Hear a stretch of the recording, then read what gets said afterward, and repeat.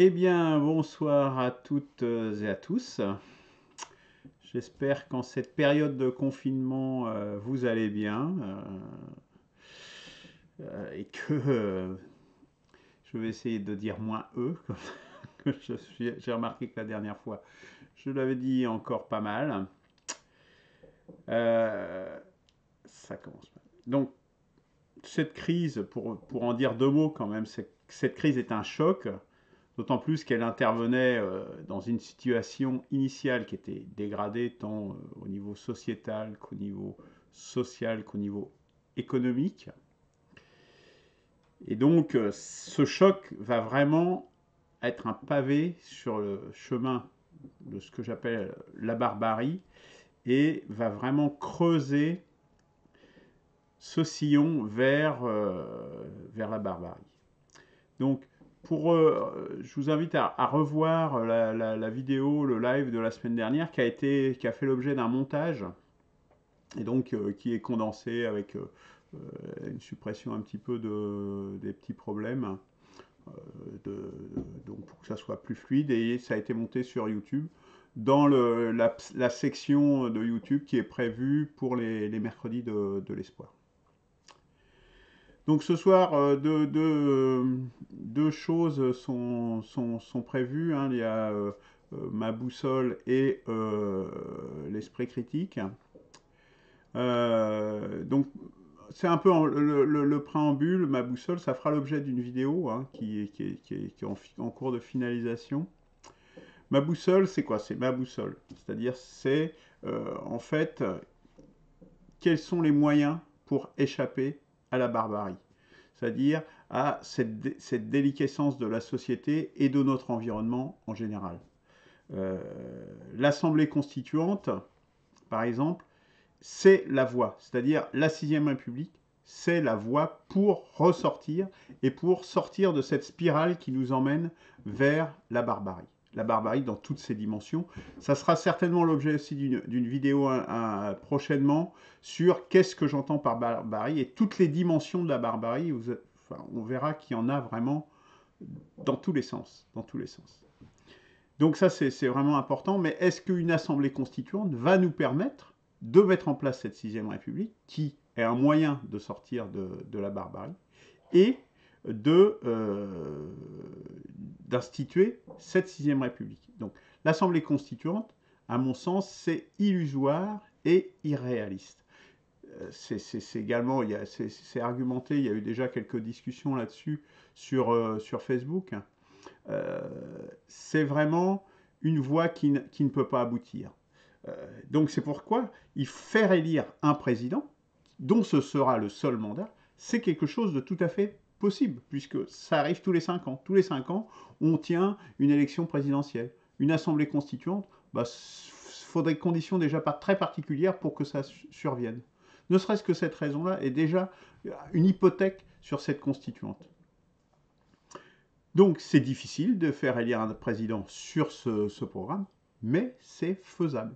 Il n'y a pas de raison, puisqu'il y a des élus qui le sont tous les 5 ans, notamment. Quel outil, à partir de là, quel outil pour mener cette campagne, pour gagner cette bataille?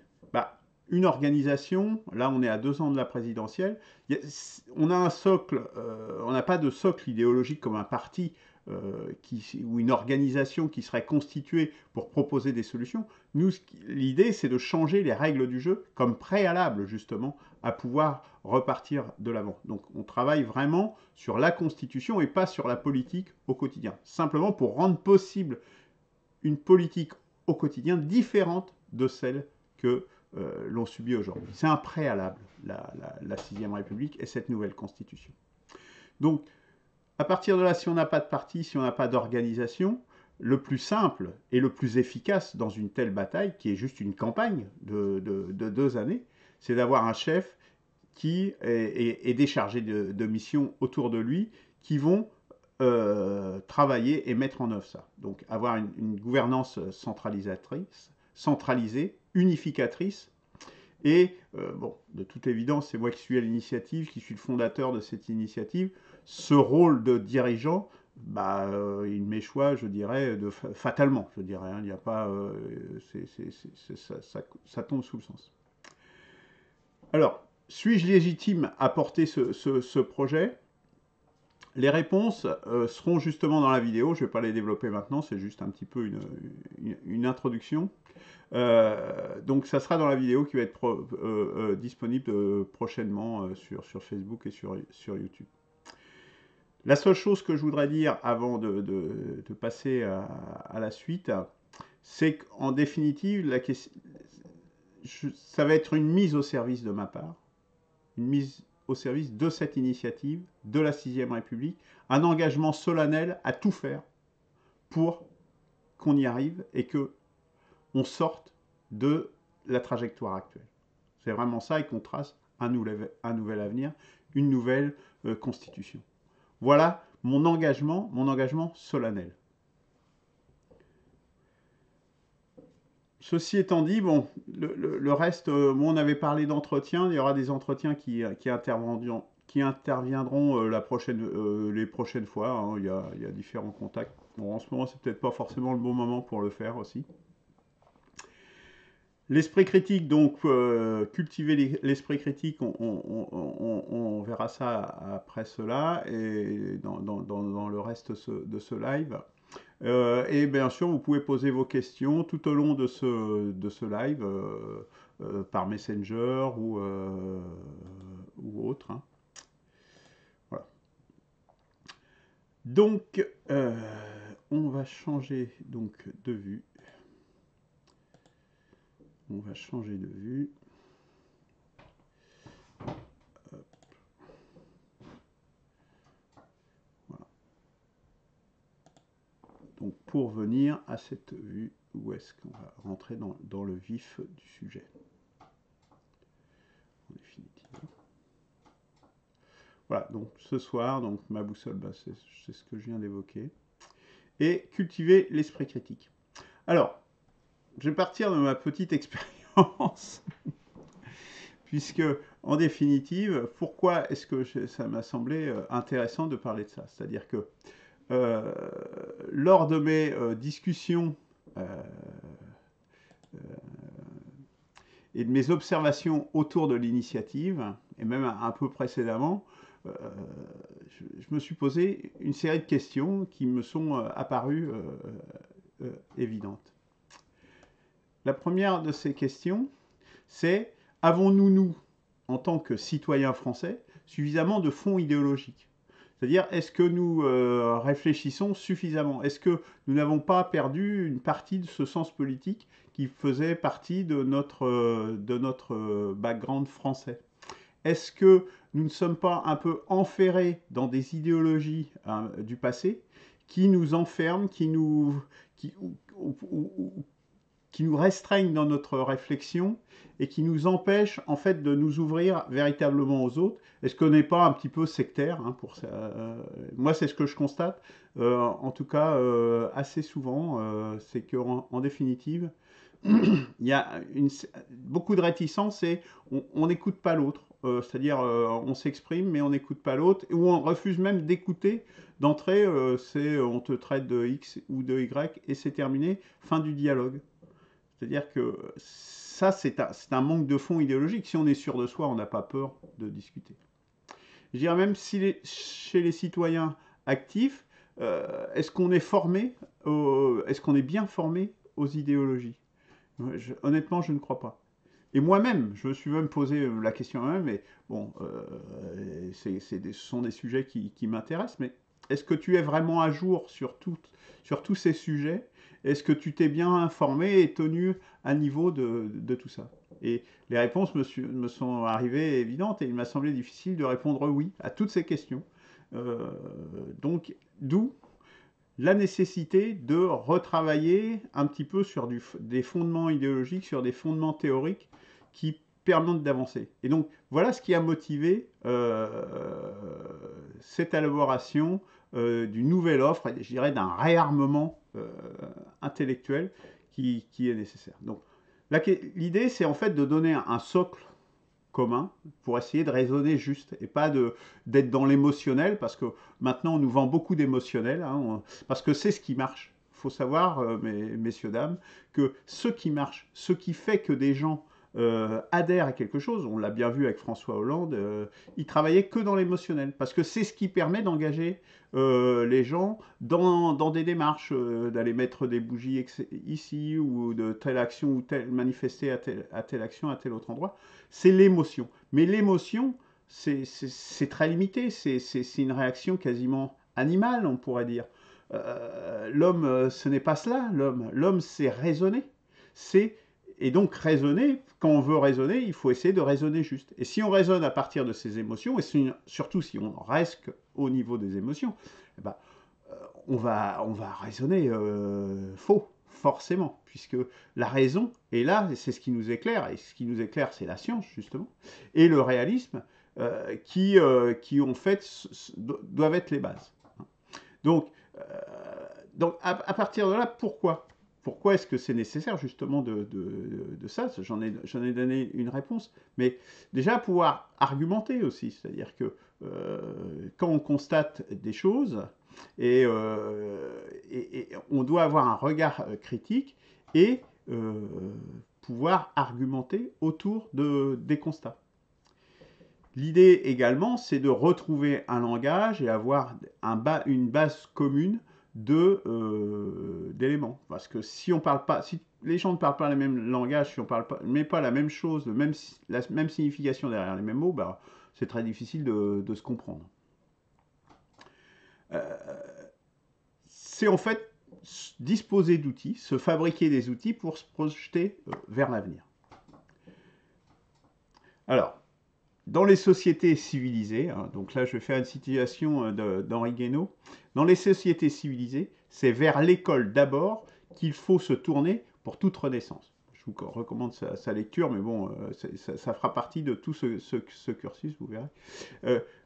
Le livre d'Henri Guénaud, et je vous le conseille, le dernier, enfin à ma connaissance, le dernier qu'il ait écrit, est vraiment très intéressant, très riche, vous allez, et très intéressant à lire, très fluide à lire.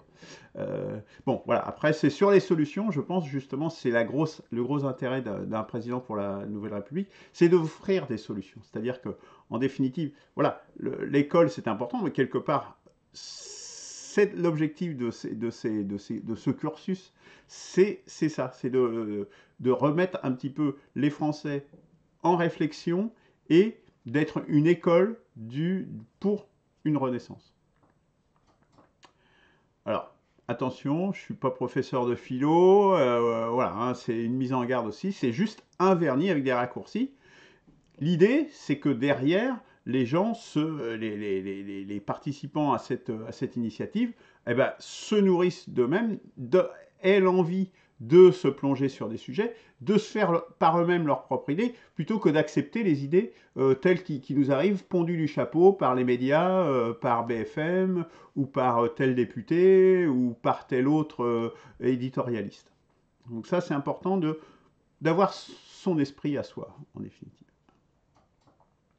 Alors, donc il va y avoir, l'agenda est assez fourni, vous verrez, hein, donc ça va être orienté autour de trois piliers, je dirais. Un pilier de théorie, un certain nombre de travaux pratiques, on verra ça, et un certain nombre de données utiles qu'il faut avoir en tête, qui vous permettent de dire, bah tiens, lui il me dit ça, mais attends, ça c'est pas cohérent avec ce chiffre que je connais par ailleurs. Donc ça permet de relativiser les choses. Par exemple, on vous dit, on a donné 10 millions de francs pour une catastrophe naturelle. 10 millions de francs, c'est le prix d'une vingtaine de maisons ou d'une cinquantaine de maisons, alors qu'il y a peut-être 1000 maisons qui ont été détruites lors d'une catastrophe, par exemple. Donc, vous voyez, tout de suite, si on a ces échelles dans la tête, on se dit, mais attends, il nous présente quelque chose, et en définitive, c'est peanuts. Alors, donc, il y aura donc cultiver l'esprit critique, donc c'est quelque chose qu'on commencera aujourd'hui, on n'ira certainement pas au bout. Hein. Après, il y aura un certain nombre de thèmes et de définitions sur lesquels qu'on va creuser. Hein, donc définition, donc des thèmes, bon, j'en cite pas là, hein, mais des définitions de mots, etc. Et de thèmes qu'on va aborder et creuser. Faire un tour d'horizon de toutes les idéologies, des idéologies principales, je dirais, hein, celles qui sont d'actualité aujourd'hui ou qui ont tellement marqué l'histoire qu'elles elles sont toujours prégnantes et présentes dans l'actualité. Après, on va regarder la trajectoire particulière de la France, hein, dans ces idéologies et dans la politique de la France, et de comprendre où on en est, comment on en est arrivé à ce qu'on est aujourd'hui au niveau idéologique. Et puis, voilà, donc des données utiles à avoir en tête. Et puis, à la fin, comme je disais tout à l'heure, un certain nombre de recommandations de lecture autour de ces travaux théoriques pour ceux qui voudront approfondir. Bon, vous avez déjà une première référence, Henri Guénaud, son dernier ouvrage. Donc ce soir, on commence, et on n'ira pas au bout, parce que cultiver l'esprit critique, c'est la base de tout, en définitive. C'est un gros sujet. Donc, cultiver l'esprit critique, déjà, c'est quoi l'esprit critique? Avant de pouvoir le cultiver, il faut déjà définir c'est quoi et pourquoi c'est intéressant.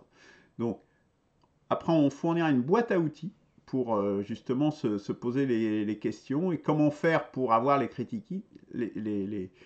critique, quelles questions il faut se poser, quels outils on a à notre disposition pour se faire son idée par soi-même plutôt que de se faire bourrer le mou, hein, appelons les chats un chat, comme on le fait, comme les 3/4 de la population le subit au quotidien. Donc après, comment procéder? Il y a une méthodologie, les limites aussi de ça, et un certain nombre de travaux pratiques sur un ou plusieurs exemples. Alors, c'est quoi et pourquoi cultiver l'esprit critique? Eh bien, c'est simple. Comme je disais, c'est l'antidote aux beaux parleurs. C'est-à-dire qu'il y a tout un tas de gens qui vous racontent tout un tas de choses. Il y a des gens, alors il y a des gens qu'on va voir dans les médias, hein, mais il y a d'autres gens qui sont des orateurs qui sont très forts en rhétorique, qui peuvent vous faire croire par des discours qui parlent pendant des heures et des heures, par des discours hélicoïdaux, ce qu'on appelle des discours hélicoïdaux, c'est-à-dire en fait, ils répètent toujours la même chose, mais un petit peu différemment, et au fil du temps, ils se répètent, ils se répètent, ils se répètent. Voilà, ça fait comme une hélice. Vous voyez. Et donc, il y a différents types de beaux-parleurs. Il y a les avocats, par exemple, qui sont des beaux-parleurs. C'est pas pour rien si beaucoup d'hommes politiques ont fait des études d'avocat. Donc, vraiment, l'idée, c'est de penser par soi-même et d'être capable de démêler le vrai du faux, alors peut-être pas dans tous les cas, mais dans une bonne partie des situations. Alors, voilà, c'est quoi? Donc, ne pas prendre pour argent comptant les informations qu'on vous donne. C'est déjà une première chose, parce qu'il y a des filtres. Hein. Ne pas se faire raconter des histoires. Voilà, c'est très, très exactement qu'on était en train de dire. C'est-à-dire, qui parle, etc. Dans quel intérêt est-ce qu'il dit ça? Pourquoi est-ce qu'il me présente telle information, tel fait, plutôt que et pas tel autre, etc. Donc, ne pas se faire raconter des histoires. Mais aussi, ne pas se raconter des histoires. Parce que c'est bien confortable, on est dans son monde de pensée, avec ses interprétations toutes faites, et à partir de là, on ne sait plus sortir de ce champ de pensée. Et dans ce champ de pensée, ben, on est limité et on se retrouve bien souvent prisonnier parce que, en fait, bah, on ne lève pas la tête, on ne regarde pas un peu plus loin que je dirais que le bout de notre nez, puisque c'est devenu quelque chose, un fonctionnement complètement intériorisé, qu'on ne se rend même plus compte qu'on se raconte à soi-même des histoires. Donc ça, c'est assez important. Ça nécessite de sortir de sa zone de confort, évidemment. Donc ce n'est pas facile, c'est certainement la chose la plus difficile à faire. En fait, l'idée, c'est de rechercher la vérité. C'est ça, avoir l'esprit critique. Avoir l'esprit critique, c'est démêler le vrai du faux quel est le vrai? Qu'est-ce qui est juste et vrai? À partir du moment où on a le vrai, on peut commencer à construire quelque chose. Si on construit quelque chose sur du faux, mais c'est voué à l'échec. C'est certain qu'on n'arrivera jamais à rien. C'est le cas de la constituante, de l'Assemblée constituante dont je parlais tout à l'heure. On sait très bien que ça n'arrivera pas, que c'est très difficile à ce que ça arrive, et que si ça arrive, on a eu des exemples récents, les trois quarts du temps, ça aboutit à un échec parce que c'est retoqué soit par des élections, parce que les électeurs ne sont pas d'accord avec ce qui est sorti de la constituante, par des aspects juridiques, c'est-à-dire que disent, bah ouais, mais votre constituante, ça fait pas partie du cursus normal républicain, donc ça n'a aucune valeur juridique dégagée, il n'y a rien à voir. Et dans le pire des cas, puisque les constituantes donnent souvent des résultats utopiques, eh bien, vous allez avoir des oppositions très fortes des forces qui ne sont pas représentées suffisamment ou canalisées dans ces constitutions, qui font qu'ils vont vous faire des coups d'État, des embargos ou des choses comme ça. Donc, voilà. Partir de la vérité du vrai, essayez. C'est un travail difficile hein, d'être réaliste. Mais si vous ne faites pas ça, vous allez dans le mur à un moment ou à un autre. Donc, c'est très important d'avoir la vérité comme objectif. Donc c'est quoi? C'était ça l'esprit critique. C'est ça avoir l'esprit critique. C'est la condition pour réussir. Alors, pourquoi? Donc, s'approcher du vrai pour éviter de se tromper, bon, ben, je viens déjà de l'évoquer un peu. C'est aussi gagner en crédibilité, parce que si vous citez un chiffre pipeau, ou si vous citez des noms, etc., sans avoir contacté les personnes, ou vérifier vos chiffres, bah, vous passez pour un rigolo. Hein. Donc il faut quand même avoir un certain nombre de crédibilité, ou si on se trompe, de pouvoir dire, bah, effectivement, ça, j'avais pas pris ça en compte, ou c'était telle source et cette source n'était pas la bonne. Bon, voilà. La crédibilité, c'est quelque chose qui se travaille parce que c'est par la recherche de la vérité. C'est aussi une amélioration continue. Hein. C'est donc dans ce processus, effectivement, de dire, bah là, on s'est trompé, mais on progresse. C'est la démarche scientifique. La démarche scientifique, elle ne travaille pas autrement. Hein. Et au final, c'est préparer à l'action. C'est ça vraiment la chose la plus importante, c'est que si vous êtes dans le vrai, si vous êtes dans le réel, eh bien vous avez des bases très solides pour pouvoir vous projeter dans l'avenir et passer à l'action. Donc ça, c'est vraiment très important. Alors, l'esprit critique, la vérité. Donc, la vérité, c'est la correspondance entre une proposition et la réalité. C'est-à-dire, je dis par exemple, le ciel est bleu, est-ce que c'est vrai? Je propose de dire, oui, le ciel est de couleur bleue. Ah bah après, il faut vérifier que le ciel est effectivement de couleur bleue. Souvent, il est de couleur bleue, mais il peut être gris, il peut être blanc aussi, hein. Il peut être même noir la nuit. Donc vous voyez que, en fonction des points de vue, une vérité n'est pas toujours vraie. Il faut toujours confronter cette proposition, cet énoncé, au réel. Donc on voit bien qu'on a deux choses. On a ce qu'on dit et ce qui est. Alors, il faut savoir que prouver le vrai est quelque chose de difficile. Il y a même des philosophes qui disent que c'est impossible. Hein. Selon Popper, c'est impossible de prouver le vrai. Donc c'est important de le savoir. Hein. Je regarde les notes que j'ai par ailleurs. Hein. Et donc Karl Popper dit que c'est impossible de prouver le vrai. Prouver le faux est plus facile. Bon, on prouve que ça c'est faux, puisque ça ne peut pas arriver. Le ciel est vert, et bien ça, on peut le prouver assez facilement. Donc on fait une proposition, et à partir de là, on fait une expérience pour vérifier si la vérification réussit ou échoue. Si la vérification échoue, il y a de grandes chances que la proposition soit fausse.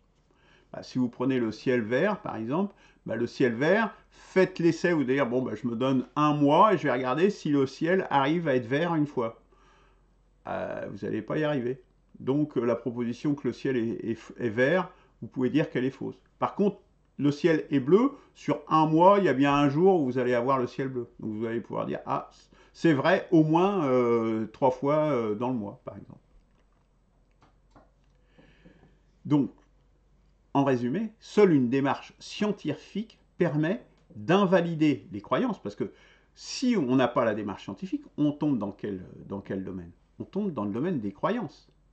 Donc dans le domaine des vérités qui tombent du ciel, qui sont énoncées sans preuve et sans vérification, sans falsification possible. C'est, alors, bon, on parle les religions sont spécialistes de ça, puisqu'elles ont un dogme qui dit, bah, la vérité c'est ça, hein, ça c'est l'archétype. Mais il n'y a pas que ça, il y a plein d'idéologies qui sont dans ce cas-là. On peut parler des écologistes dans les idéologies récentes sont vraiment spécialistes de ce genre de dogme. Et ça, c'est vraiment ou des dérivés un peu de gens comme ça, avec la médecine quantique ou des choses comme ça, enfin des trucs hallucinants, quoi. Donc, invalider les croyances, sinon on est dans ce domaine des croyances, et là on est complètement en dehors du réel, quoi. Donc, la démarche scientifique permet d'invalider les croyances, elle permet de se critiquer elle-même, et de se corriger. C'est-à-dire que par l'expérience, on va pouvoir dire, bah, ça c'était ce qu'on pensait à un moment donné, et puis bah, on a fait d'autres expériences, d'autres propositions qu'on a pu vérifier ou falsifier, et à partir de là, on progresse, et ce qui était vrai à un moment donné, on se dit, ah bah oui, c'était vrai, mais, ou c'était faux, hein, parce que parfois il y a des théories qui sont invalidées totalement, qu'on croyait vraies, et qui sont totalement invalidées. Pardon. Et la démarche scientifique permet de les corriger et de progresser. Donc, la démarche scientifique, c'est quelque chose qui permet d'aller forcément de l'avant et de l'améliorer. Donc, corriger, améliorer. Alors, cultiver l'esprit critique, bon, vous voyez, c'est un petit peu dense. Une boîte à outils, voyons. Alors, on va prendre un exemple sur les ordres de grandeur. Hein. Premier élément de la boîte à outils, évaluer les ordres de grandeur. Donc, qu'est-ce que c'est qu'évaluer l'ordre de grandeur? C'est estimer grossièrement si un chiffre, un nombre qu'on nous donne, est cohérent ou pas. Donc ça se fait à grosse maille. Donc, les ordres de grandeur, c'est des choses, des multiples de 10. Hein. C'est 1, 10, 100, 1000, 10 000, 1 million, 100 000, 1 milliard, etc. On est dans ces échelles-là. On est de 1 à 10 à chaque fois. Et en quoi, et puis la question aussi qu'il faut se poser, c'est en quoi cela s'exprime? Quelle est l'unité? Par exemple, le nombre d'habitants en France, bah, c'est un nombre d'individus, hein, un nombre d'hommes et de femmes, et d'enfants, etc. Donc c'est un nombre. Mais si on mesure, je ne sais pas moi, le sang disponible pour des transfusions, bah, ça sera peut-être en litres de sang disponible qu'on va évaluer. Donc l'unité de mesure est importante pour savoir. Parce que parfois, on va ça c'est un biais fréquent, où est-ce qu'on vous cache l'unité de mesure. On ne vous dit pas dans quelle unité de mesure et si c'est une mesure pertinente ou pas. Donc ça, c'est quand même une question à se poser bien souvent. Et puis, se dire comment est-ce que je peux évaluer cette grandeur.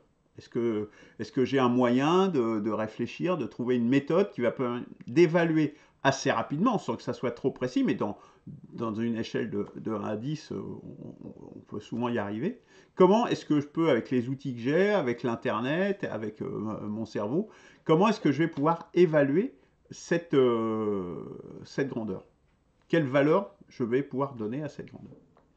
Et à partir de là, on va pouvoir faire un certain nombre de vérifications. Donc, par exemple, on va prendre la proposition qui a été faite par une députée LREM, du département de l'Hérault, Patricia Miralles, qui a proposé de supprimer les facturettes pour l'environnement, en disant, ah bah voilà, il y a les facturettes, les gens ils les jettent, etc. Est-ce que c'est vraiment une bonne mesure pour l'environnement de supprimer les facturettes? Parce que il y en a, voilà.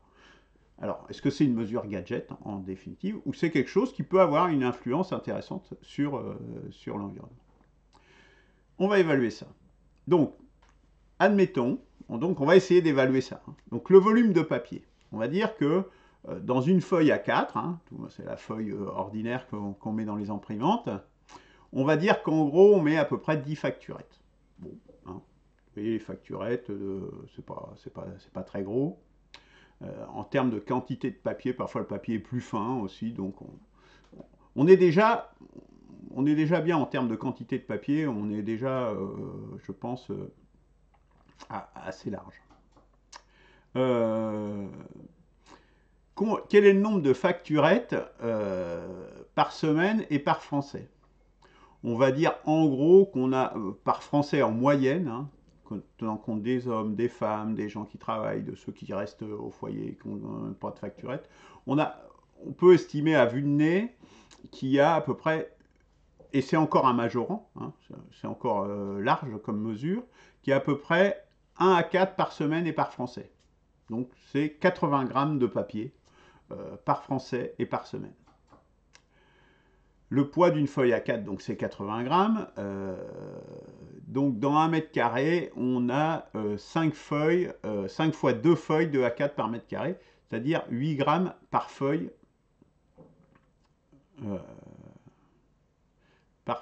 D'accord? Chaque feuille pèse 8 grammes. Une feuille A4, ça pèse 8 grammes en moyenne. Donc, et là, on peut déjà vérifier si on ne s'est pas trompé. Par exemple, dans les affranchis, ça c'est intéressant aussi de pouvoir vérifier au fur et à mesure qu'on fait sa démarche, si on ne se trompe pas dans la démarche. Donc par exemple, ici on peut le vérifier, 2 feuilles A4 dans une enveloppe, ça fait à peu près 20 grammes, et c'est justement le tarif de la Poste pour un affranchissement normal. Donc effectivement, l'estimation qu'on a fait, 8 grammes plus 8 grammes, ça fait 16 grammes, plus 4 grammes pour l'enveloppe, ben voilà, dans une enveloppe, vous pouvez mettre 2 papiers A4. C'est typique. Donc ça colle bien, on ne s'est pas trompé dans notre estimation. Parce que si on se trompe dans l'estimation, évidemment, la vérification va être fausse. Alors, on va partir sur le fait qu'il y a 60 millions d'habitants. Donc, on a dit 8 grammes par 50 semaines, on a arrondi, on ne va pas dire 52, 8 grammes, 50 semaines. Donc, ça fait 24 milliards de grammes par an pour la France, pour les 60 millions d'habitants. Donc, si on traduit en tonnes, il va falloir diviser par 1 million. Donc, on arrive à une estimation de 24 000 tonnes de papier pour les facturettes par an pour la France. La consommation de papier en France, c'est 8 millions de tonnes. D'accord? 8 millions de tonnes, 24 000 tonnes. Donc, au maximum, on a bien vu qu'on avait majoré au fur et à mesure, au maximum, si on enlevait les facturettes, ça représente 0,3% de la consommation de papier de la France par an. 0,3%. C'est pas 3%, c'est 0,3% de la consommation de papier de la France. Donc, au mieux, c'est un impact, mais extrêmement marginal de cette mesure. C'est-à-dire que c'est une mesure, c'est clairement un gadget qui n'a aucun sens. Et là, très simplement, avec quelques calculs, je dirais, à la portée de n'importe qui, quasiment, et puis avec le secours de Wikipédia et de l'Internet, eh bien, on retrouve les éléments qui nous montrent, et on se retrouve que c'est juste n'importe quoi. C'est juste, en fait, et après on se dit, mais pourquoi est-ce qu'on raconte ça? Parce que c'est quand même des gens qui ne sont pas censés être des imbéciles, on l'espère en tout cas. En fait, c'est une mesure gadget pour faire ce qu'on appelle le greenwashing, là, j'appelle ça du green painting. En fait, c'est on fait croire qu'on fait de l'écologie, alors qu'en fait, on fait rien du tout. C'est 8 millions de tonnes. Et là, on est à 24 000 tonnes. 0,3%. Que dalle. C'est n'importe quoi. Voilà. Donc voilà. Donc, je pense que là, on est arrivé au bout. Voilà, là, voilà, c'est assez dense, hein, donc pour ça que je le fais sur plusieurs sessions. Donc, cette vidéo sera bien sûr disponible, vous pourrez la revoir et tout ça. Je pense que c'est intéressant de partir là-dessus. Cette boîte à outils, 2 ordres de grandeur, elle est vraiment importante. C'est quelque chose qu'il faut intérioriser, je pense, et qui permet déjà, vous allez éliminer beaucoup de choses. Parce que là, par exemple, cette ministre, cette députée qui dit ça, ben, on se dit, ah bah oui, elle est bien cette fille, elle propose quelque chose. Mais non, c'est juste une connerie. C'est juste une grosse connerie qu'elle est en train de dire. Voilà. Et vous pouvez le prouver, simplement. Et ça, c'est quand même pas neutre, c'est quand même pas négligeable. Voilà. Donc me voilà de retour. Donc, on arrive à la conclusion. Donc, on continuera évidemment ces séances sur cultiver l'esprit critique. Bon, voilà, on est à la première. Il y a beaucoup, beaucoup de sujets à aborder. Vraiment. Mais je ne veux pas non plus trop vous surcharger sur ça. Il y a d'autres sujets plus d'actualité. Bah, déjà, par rapport au Covid, je m'associe quand même à tout le monde et dire bravo aux soignants et à tous ceux qui sont en première ligne pour faire face à cette maladie. C'est quand même une maladie grave. Euh, Tenez, on va reprendre un ordre de grandeur. Hein. Un ordre de grandeur, le Covid, en admettant qu'il tue 2% des gens qui l'attrapent. D'accord? 2%. Bien sûr, les 60 millions de Français, s'ils se diffusaient comme ça dans la population générale, et qui touche même pas 100% de la population, mais 70% de la population, eh bien on arrive à 840 000 morts. 840 000 morts. Vous voyez? Donc voilà, et ça c'est 2% de mortalité, c'est-à-dire que sur 100 personnes, il y en a 2 qui meurent et les 100 autres qui... Bon voilà, on se dit ça fait pas beaucoup, 2%. Oui, sur la population française, même s'il y a que 70% de gens qui sont touchés, ça fait quand même 840 000 personnes qui meurent.